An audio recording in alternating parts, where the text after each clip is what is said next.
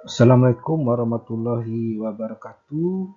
Semoga kita semua dalam keadaan sehat, tetap semangat dalam menjalankan aktivitas, cari ilmu pengetahuan untuk pengetahuan kita untuk menjadi lebih baik. Di video kali ini pada sejarah pendidikan kita akan membahas bagaimana pendidikan yang dijalankan pada masa pendudukan Jepang di Indonesia. Jepang adalah salah satu negara di Asia, mungkin di masa Perang Dunia Kedua, menjadi kekuatan besar juga yang diperhitungkan pada masa itu di kancah politik dunia. Mereka terlibat dalam Perang Dunia Kedua, terlibat dalam berbagai macam perang, termasuk dengan Amerika Serikat, di mana mereka terlibat dalam Perang Pasifik di Amerika Serikat di Pearl Harbor, Hawaii, sehingga ini negara Barat beranggapan bahwa Jepang memang tidak bisa lagi dianggap sebagai sebuah negara yang remeh. Mereka memiliki kekuatan militer yang sangat besar, sangat kuat. Dengan kekuatan itu, Jepang memiliki keinginan bagaimana bisa menduduki negara-negara Asia. Salah satunya adalah Indonesia.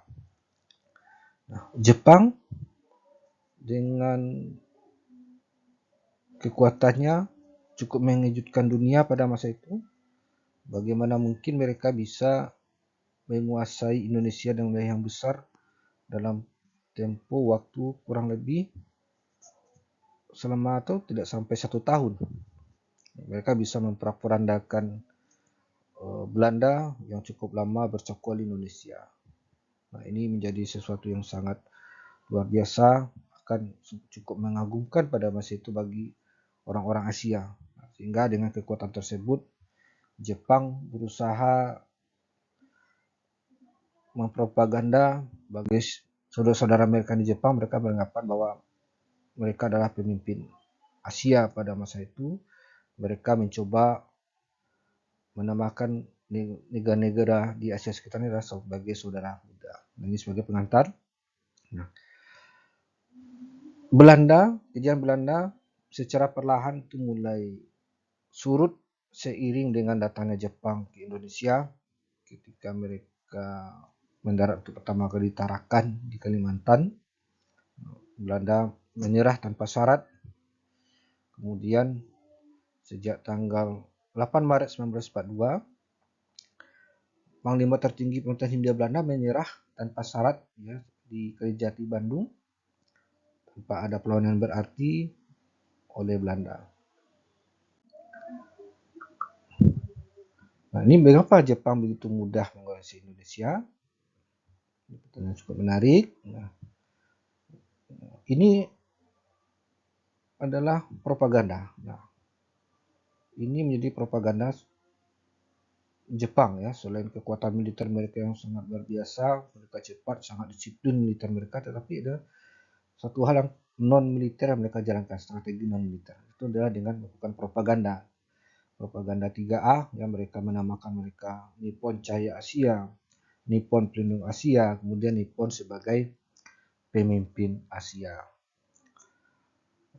Pertama, mereka secara politik dan militer berhasil menghancurkan pada saat itu pangkalan militer Amerika Serikat di Pearl Harbor, Hawaii, ya, cukup dekat di Jepang pada tanggal 7 Desember 1941. Kemudian negeri-negeri induk seperti Inggris, Prancis, dan Belanda fokusnya terpecah karena mereka juga sedang menghadapi peperangan di Eropa.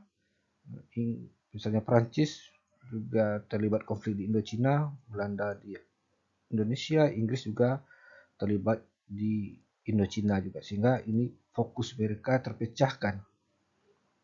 Nah, kemudian tambah dengan adanya semboyan 3A tadi. Nah, ini yang terus digaungkan oleh Jepang kepada yang mereka anggap sebagai saudara mereka. Nah, mereka menganggap sebagai saudara tua. Nah, dan mereka memiliki cita-cita untuk membebaskan saudara muda mereka sesama negara Asia lepas dari penjajahan negara-negara Barat. Nah, apa yang menjadi kemudian seiring dengan datangnya Jepang menduduki wilayah Indonesia, maka mereka juga menjalankan berbagai macam kegiatan yang berdampak terhadap berbagai macam aspek, apakah itu sosial, ekonomi, dan budaya. Terkhusus dalam pembahasan ini, kita akan melihat bagaimana politik pendidikan yang dijalankan pada masa Jepang. Kebijakan-kebijakan apa yang mereka lakukan dalam bidang pendidikan, pelaksananya seperti apa, dan kurikulumnya bagaimana. Itu yang menjadi pembahasan kita. Nah, ini sebagai ilustrasi bagaimana kita melihat perbedaan yang sangat kontras sekali antara pendidikan zaman Jepang ya pada bagian atas dan pendidikan zaman Belanda bagian bawah ini. Apa perbedaan yang bisa kita lihat?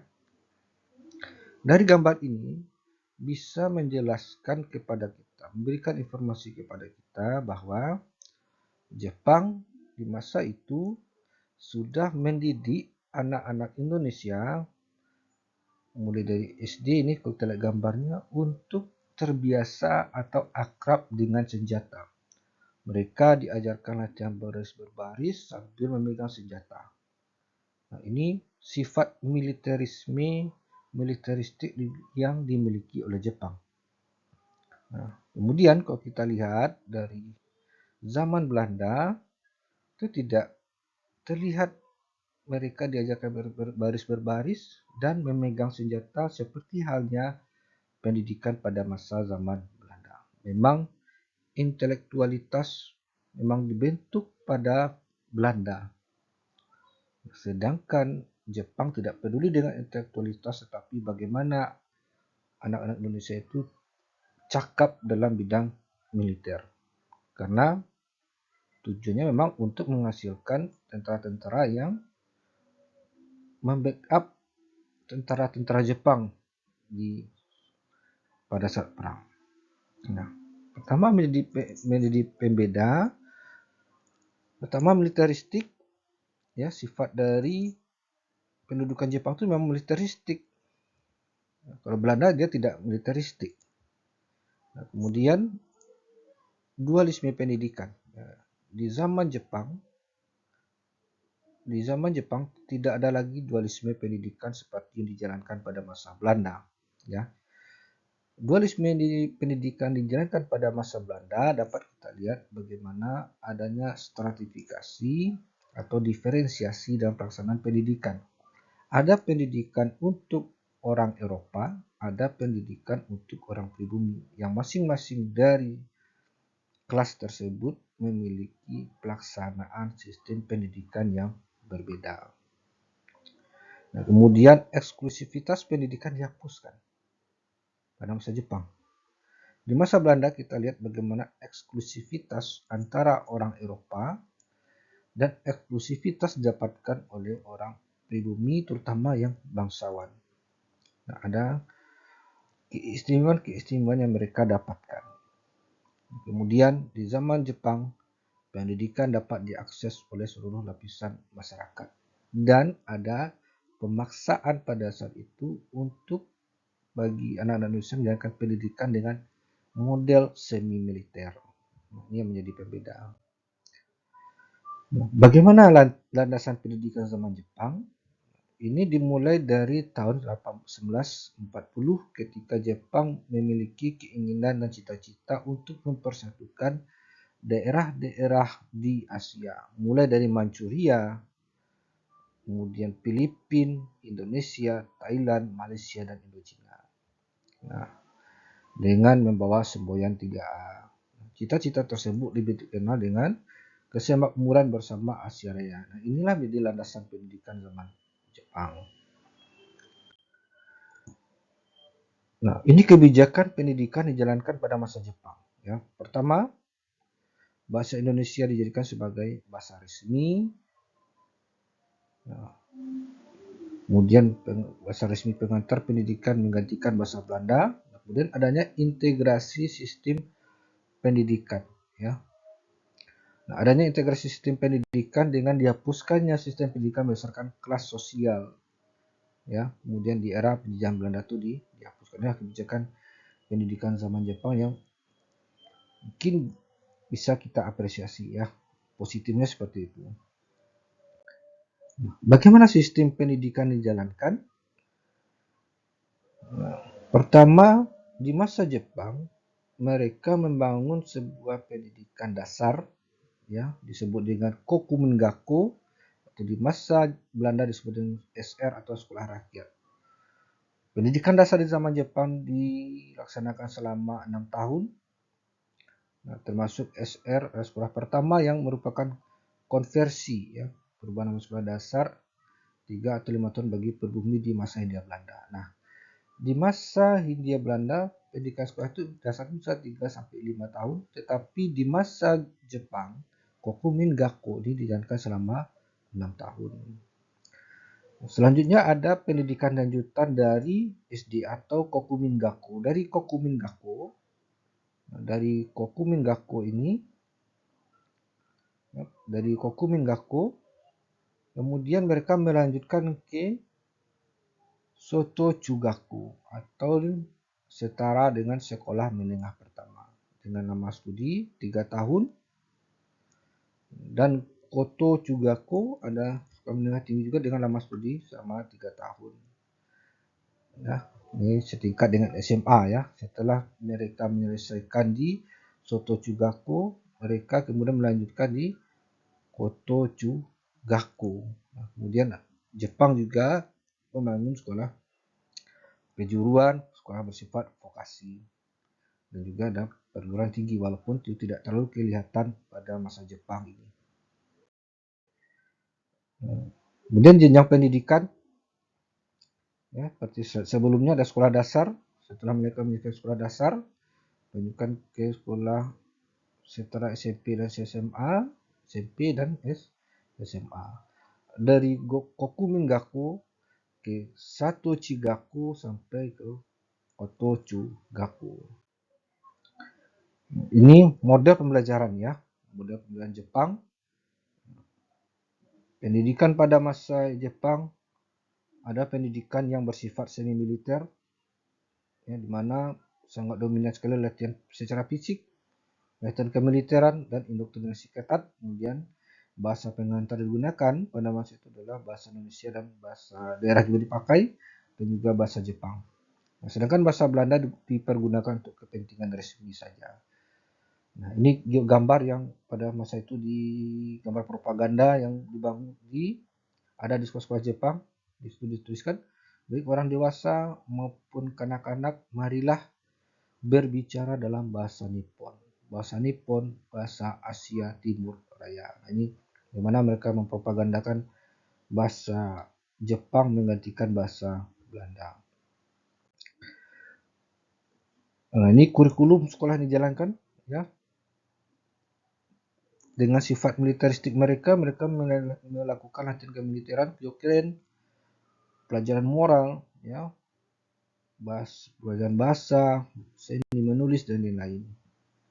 Nah, kemudian alokasi waktu, ya, berdasarkan dari Aiko Kurosawa, ya, kita lihat sekolah dasar 3 jam per minggu sampai kelas 6, SMP 7 jam per minggu, sekolah menengah atas 10 jam per minggu.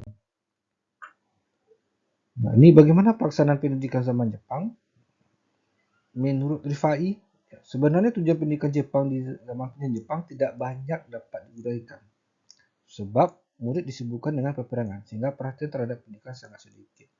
Nah, di sini kita lihat dengan sifat militeristik mereka untuk persiapan mereka menghadapi Perang Dunia Kedua, maka pendidikan yang sebagaimana dijalankan oleh Belanda tidak seperti yang dijalankan oleh Jepang. Jepang tidak terlalu fokus kepada pendidikan secara formal, tapi mereka lebih disibukkan dengan militer.